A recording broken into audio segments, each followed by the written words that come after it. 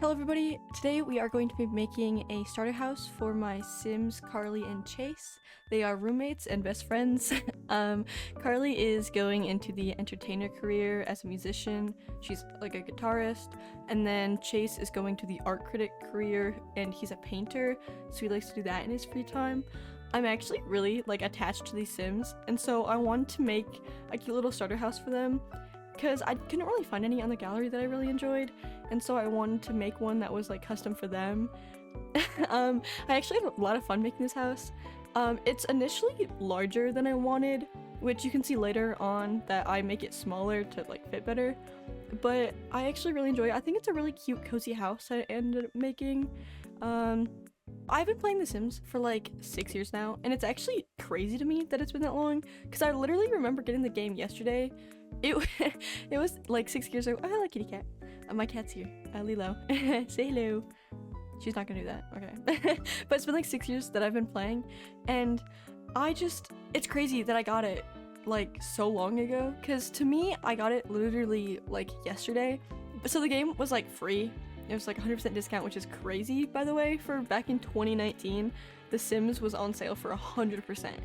Now I know that it's literally free to play for everyone, but back then, for it to be free was actually crazy, because it was literally a $25 game, I believe. And with all the expansions and everything, EA is clearly trying to get their money's worth out of this game.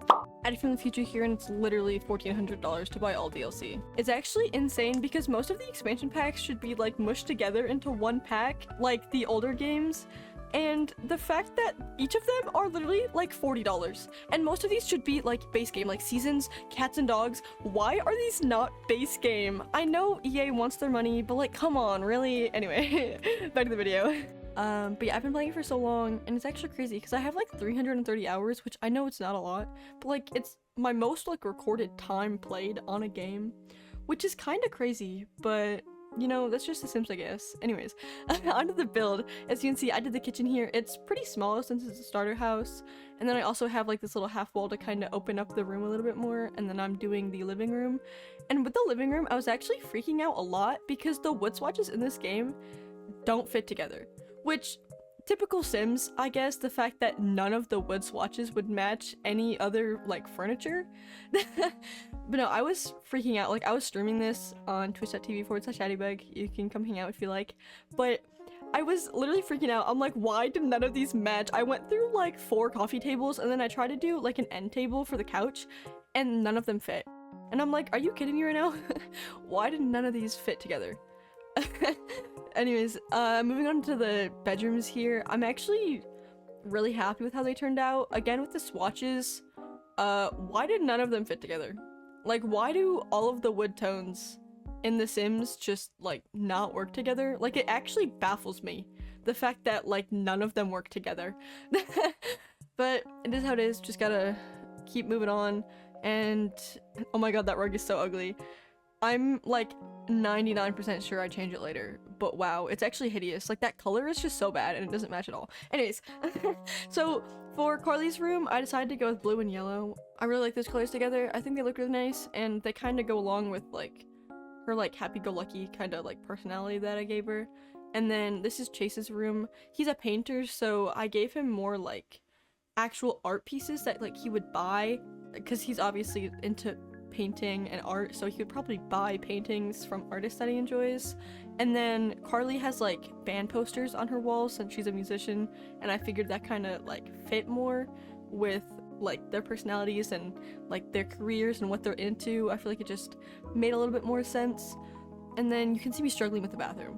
The bathroom, for some reason, actually made me so mad doing it, because I initially made it way larger. I don't know why. I kind of struggled with the floor plan. But I made the bathroom massive, and then I'm why did I do that? So I made it way smaller, because there's no reason for it to be 3x5, I think it was initially. But as you can see, I'm going through and doing all the walls and everything. These living room walls, I actually changed them 8 times. I actually cut out a few times because I literally would go just back and forth between a weird tan beige and a gray. I don't know, I struggle with colors for walls in The Sims. I will go through 8 different color like schemes in a room before I settle on one, which is kind of crazy, but it's alright. For this house, I actually really enjoyed the outside. I typically enjoy outsides for houses. I really love like landscaping and doing like little clutter and decor all around. But you can see that later on. I do like really cute like little like flower patches with like shrubbery and everything, and then along the side like I put like big bushes, and they were actually really pretty. I really enjoyed it, and I made sure to put a bunch of plants like inside the house because you might as well. It just like brightens up the room and makes it feel more like lived in, I guess, because there's like actual life visibly on the ground.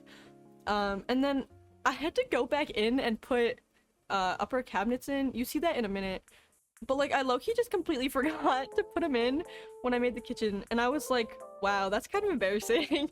But you can see I moved like this painting here, and I put in the upper cabinets because I felt like a doofus when I realized that. Like, how do you forget to put in the upper cabinets? I don't know. I think this was like the first house I've built in a while, so I think that's why. But I really enjoyed it. I streamed it all live, and we had just a fun, chill time. I was with my friend, actually, like in VC, and we were just messing around, like talking about random topics for like almost 3 hours, which is actually crazy. I'm such a slow builder in The Sims. Like, this build literally took me like 2 hours 40 minutes, I think, which is absolutely insane for a house this small, by the way.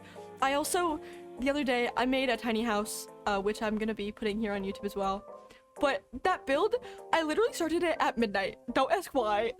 I started it at midnight, and I finished at like 2:40 again. It was like 2:45, I think, which is insane, by the way, for a tiny house. It's literally like 60 tiles or something. Like, it's miniature, and I just couldn't decide on any of the designs or anything.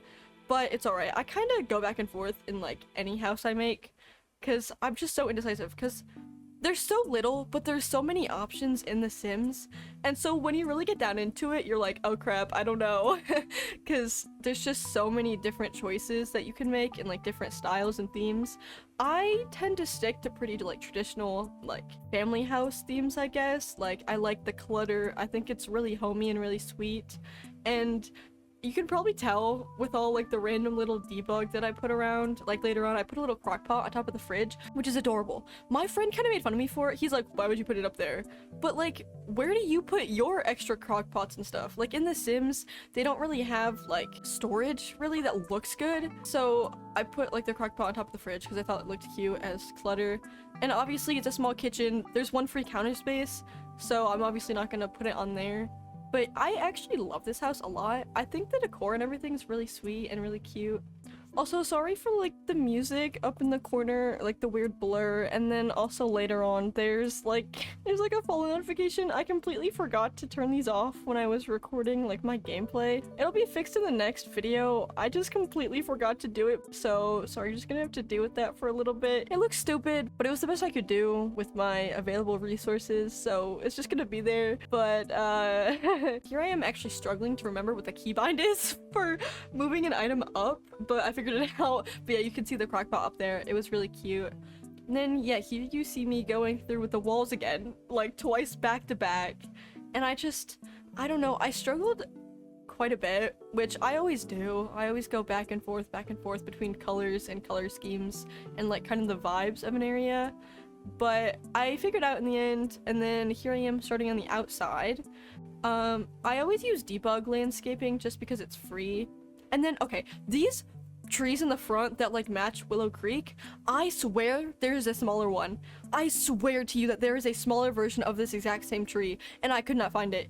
I was getting so mad, like just scrolling. I would just scroll through debug for like 3 minutes trying to find this one tree, and I couldn't, and I was getting so mad. And my friend was like, dude, it's fine. Like, you're actually fine. But like, I was getting mad, but it's alright. I end up just not like trying to find the small ones anymore. Just kind of gave up because I wasn't gonna find it. And so I settled on like the 4 trees, which I just realized they're in like the 4 corners of the lot, which is kind of weird, but it's alright. For this lot, actually, you can see in the managed worlds, the trees like cut out because of like the spacing for like each lot. It's actually really funny. I figured it out after the stream. I'm just an idiot. But it was fine. But here I am going back through with curtains because I completely forgot to put them in, and then I ran out of money because apparently when you like to have lots of decor and clutter in a house, you tend to run out of money even if it was $25,000. Yeah, this house ended up being $25,000, which is actually insane, but I really enjoy it and I'm really happy with it. So I guess it kind of worked out in the end because it was a cute house, even if it was a little bit more money than my characters had. So I might have given them a little bit extra money, but you know, that's all right. But anyways, that is the house. I'm actually really happy with the landscaping and everything, and it's definitely one of my better builds that I've made, I think. But yeah, that is my little roomie's house. Thank you all for listening and watching this video. I hope you have a really great day, and I'll see you again sometime else. Bye!